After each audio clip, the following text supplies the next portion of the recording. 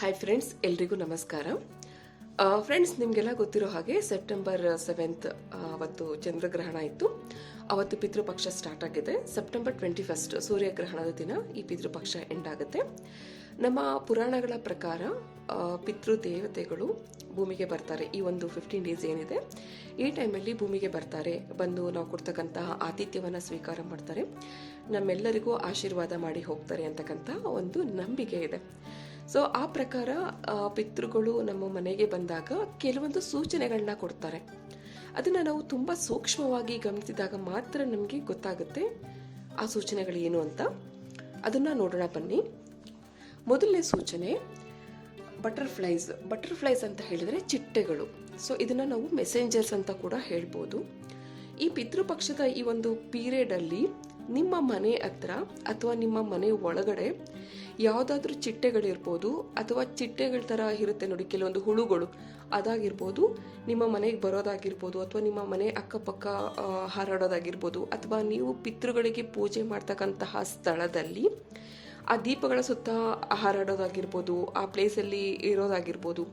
ಈ ಥರ ಮಾಡಿದಾಗ ಸೊ ನೀವು ಕ್ಲಿಯರಾಗಿ ತಿಳ್ಕೋಬಹುದು ಇದು ಒಂದು ಸೂಚನೆ, ನಿಮ್ಮ ಪಿತೃ ದೇವತೆಗಳು ನಿಮ್ಮ ಮನೆಯಲ್ಲಿದ್ದಾರೆ ಅಂತಕ್ಕಂಥ ಒಂದು ಸೂಚನೆ. ಸೆಕೆಂಡ್ ಸೂಚನೆ ಏನಂತ ಹೇಳಿದ್ರೆ ಕಾಗೆಗಳು. ಸೊ ಎಲ್ರಿಗೂ ಗೊತ್ತಿರೋ ಹಾಗೆ ನಮ್ಮ ಪಿತೃ ದೇವತೆಗಳು ಕಾಗೆಗಳ ರೂಪದಲ್ಲಿ ಬಂದು ನಾವು ಕೊಡ್ತಕ್ಕಂಥ ಆತಿಥ್ಯವನ್ನು ಸ್ವೀಕಾರ ಮಾಡ್ತಾರೆ ಅಂತ ಹೇಳಲಾಗುತ್ತೆ. ಈ ಟೈಮಲ್ಲಿ ಕಾಗೆಗಳು ನಿಮ್ಮ ಮನೆ ಹತ್ರ ಬಂದರೆ ಅಥವಾ ನೀವು ಕೊಡ್ತಕ್ಕಂತಹ ಆಹಾರವನ್ನು ತಿಂದರೆ ನೀವು ತಿಳ್ಕೋಬಹುದು ಇದು ನಿಮ್ಮ ಪಿತೃಗಳ ಸ್ವರೂಪ ಅಂತ. ಅಂದರೆ ನಿಮ್ಮ ಪಿತೃಗಳು ನಿಮ್ಮ ಮೇಲೆ ಖುಷಿಯಾಗಿದ್ದಾರೆ, ತೃಪ್ತರಾಗಿದ್ದಾರೆ.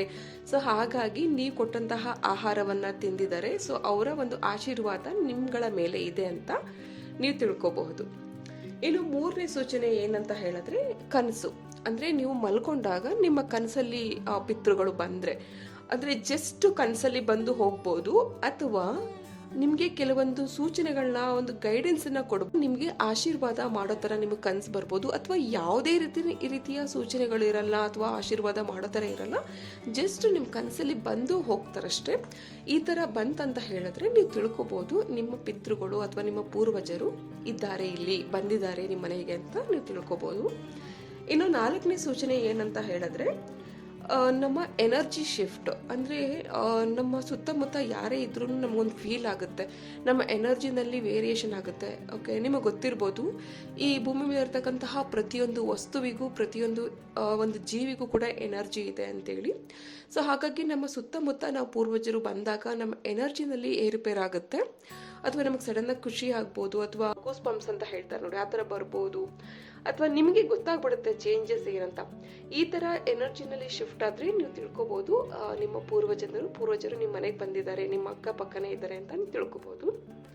ಸೊ ಹಾಗಾಗಿ ಈ ಒಂದು ಪಿತೃಪಕ್ಷದ ಟೈಮು, ಈ ಒಂದು 15 ಡೇಸ್ ಇದು ಈ ಪಿತೃಪಕ್ಷಕ್ಕೆ ಅಂತಾನೆ, ಪಿತೃಗಳ ಪೂಜೆಗೆ ಅಂತಾನೆ ಇಟ್ಟಿರ್ತಕ್ಕಂತಹ ಈ ಒಂದು ಟೈಮಲ್ಲಿ ನಿಮ್ಮ ಮನೆಗೆ ಯಾರೇ ಬರಲಿ, ಆಯ್ತಾ, ನಾವು ಹೇಳೋಕ್ಕಾಗಲ್ಲ ನಮ್ಮ ಪಿತೃಗಳು ಯಾವ ರೂಪದಲ್ಲಿ ನಮ್ಮ ಮನೆಗೆ ಬರ್ತಾರೆ ಅಂತ. ಅದು ಒಂದು ಪ್ರಾಣಿ ರೂಪದಲ್ಲಾಗಿರ್ಬೋದು, ಅಥವಾ ಭಿಕ್ಷುಕನ ರೂಪದಲ್ಲಾಗಿರ್ಬೋದು, ಅಥವಾ ಯಾವುದೇ ಜನಗಳ ರೂಪದಲ್ಲಿ ಆಗಿರ್ಬೋದು, ನಮಗೆ ಗೊತ್ತಿರಲ್ಲ. ಸೊ ಹಾಗಾಗಿ ನಿಮ್ಮ ಮನೆಗೆ ಈ ಒಂದು 15 ಡೇಸ್ ಟೈಮಲ್ಲಿ ಯಾರೇ ಬಂದ್ರೂ ಅವ್ರನ್ನ ಬರೀ ಕೈಲಿ ಕಳಿಸ್ಬೇಡಿ.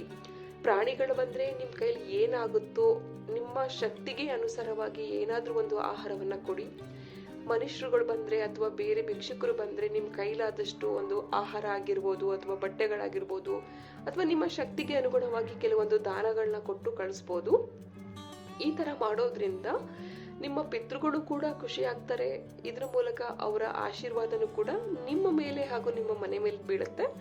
ಸೊ ಇದರಿಂದ ನಮ್ಮ ಪಿತೃ ದೋಷಗಳನ್ನು ನಾವು ತಕ್ಕ ಮಟ್ಟಿಗೆ ಕಡಿಮೆ ಮಾಡ್ಕೋಬಹುದು.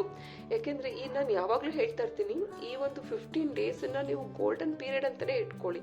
ಯಾಕೆಂದರೆ ವರ್ಷದಲ್ಲಿ ಇಷ್ಟು ದಿನ ಇದೆ, ಅಷ್ಟು ದಿನದಲ್ಲೂ ನಾವು ಯಾವ ಟೈಮನ್ನು ನಾವು ಪಿತೃಪಕ್ಷಕ್ಕೆ ಅಂತ ಕನ್ಸಿಡರ್ ಮಾಡಲ್ಲ.